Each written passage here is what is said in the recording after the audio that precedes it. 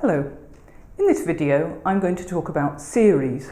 Now you've probably seen simple examples of these before, but what I'm going to do here is recap on those and then extend the ideas a little bit further. So what is a series? Well, it's just the sum of a number of terms from a given list. So if we have a list of terms A1, A2, A3 and so on, then what we're interested in is summing up these terms from the first one, A1 plus A2 plus up to some specified endpoint, the nth term, Sn is the way we'll denote that. So we're summing up to the nth term in the list. Okay? So what we're going to need to use to make these useful is to know what n is, how many terms are we adding up, and know how the terms in the list are defined. So, as a very simple example, just let's look at the sum of the first n positive integers. So Sn in this case is just 1 plus 2 plus n itself. In this case, of course, the ith term just has the very simple form ai equals I. The second term in the series is 2, the third term in the list or series is 3, the nth term is n, and so on. Now, one thing we will often do is use shorthand notation for the series rather than writing it out like this. So we'll use the summation symbol. So that's the Greek capital letter S, or sigma. So we will often write, remember this one, summing up the AIs, and we need to give limits here on the summation sign to say what i's does it apply to. Well, we start with the first term and we add up to the nth inclusive. So the limits here I is 1 to n. So either written out like this or like this, this is a finite series of the first n terms from our underlying list or progression. So I said you'd probably seen examples of these before, and the ones I was thinking of were arithmetic and geometric series. So what do I mean by the arithmetic series? Well, it's one based on an arithmetic progression, which is where the first term is A and consecutive terms differ by a common amount, D. So D is the common difference. So if we look at the sum, or the series, it's going to be A plus, the second term will be A plus B, the third term will be A plus 2D,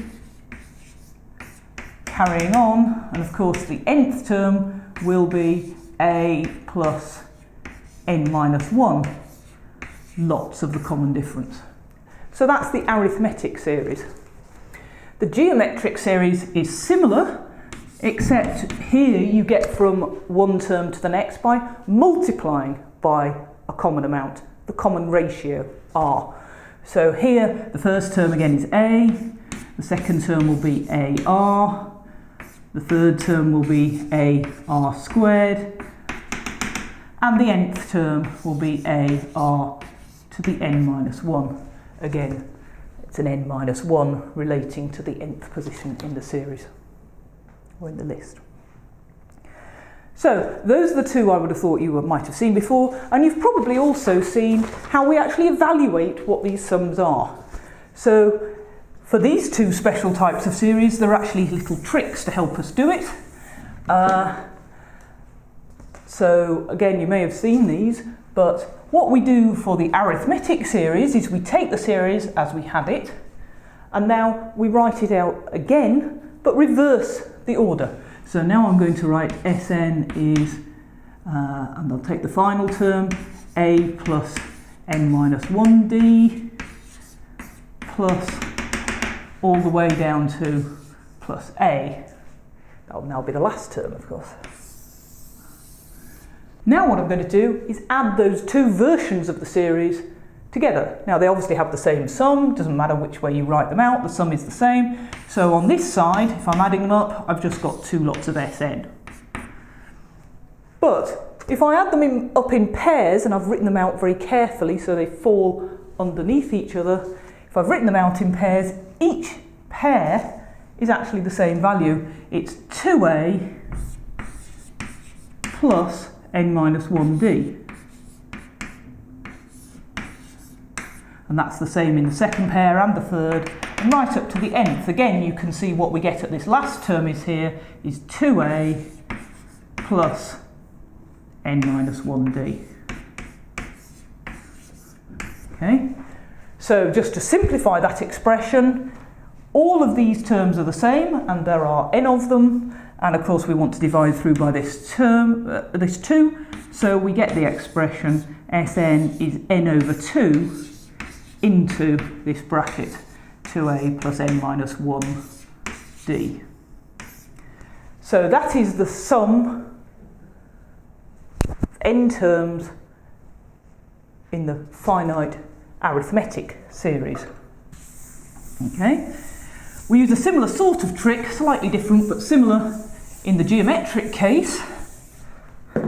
So here we started with Sn is a plus ar plus up to ar to the power n minus 1. This time, instead of just reversing the order, what we do is write down the value of r times that series. Okay, so that's ar squared doesn't start with this as its first term.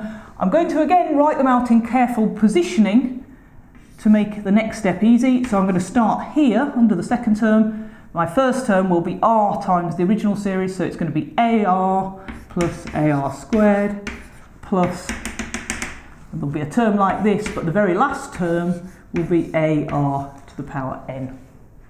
Okay, now this time instead of adding, I'm going to subtract. So on the left, I'm going to have Sn minus Rsn, and on the right, of course, as I subtract, and you can see it now because of how I've written out, that's going to cancel with that, that's going to cancel with that, and so on. That's going to cancel with something here. And I'm going to be left with just this a from the first line minus this very last term here, a r to the n. So again, if I collect it together neatly, this comes to a outside 1 minus r to the power n, all divided by 1 minus r. So this is the formula for the finite geometric series. Okay? So, that much you've quite possibly seen before and isn't too tricky. Let's start complicating things. So the first thing we're going to do is start wondering about changing the value of n. And we're going to do something that's very common in mathematics. We're going to look for a limiting argument to see what happens as n gets bigger and bigger and bigger, tending towards infinity. So we're going to be adding up more and more and more terms in the series. So what notation do we use? Well, we say we're looking at the limit as n tends to infinity of Sn. Okay? And we might write that, remember how we talked before of having I equals 1 to n? Well, when we talk about the limit of that, as n tends to infinity, we just literally write infinity as the upper limit up there. So we're interested in this quantity. Point is, it might not exist. If you keep adding up more and more things, intuitively you think it would just get bigger and bigger and there would be a no limit existing.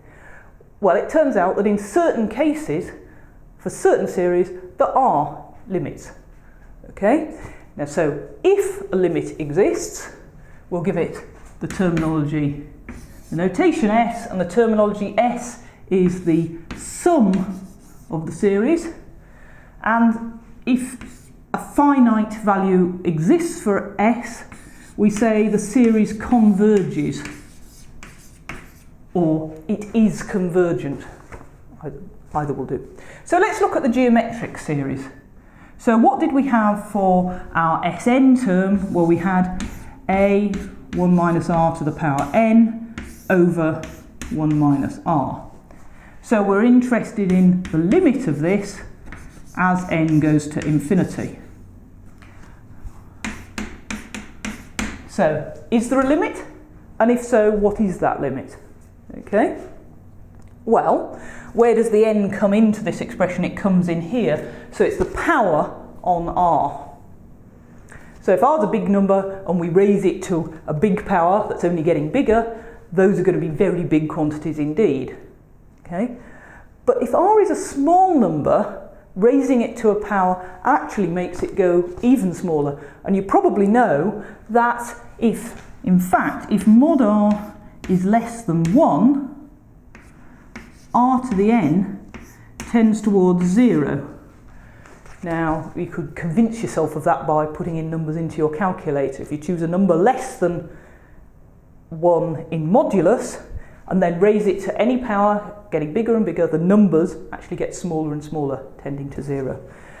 So in the case where r is less than 1, but only then, r to the n will go to 0, and this thing here so this will go to 0, this bracket will just go to 1, and we will end up with a finite limit a upon 1 minus r. So the geometric series does converge as long as mod r, the common ratio, is less than 1.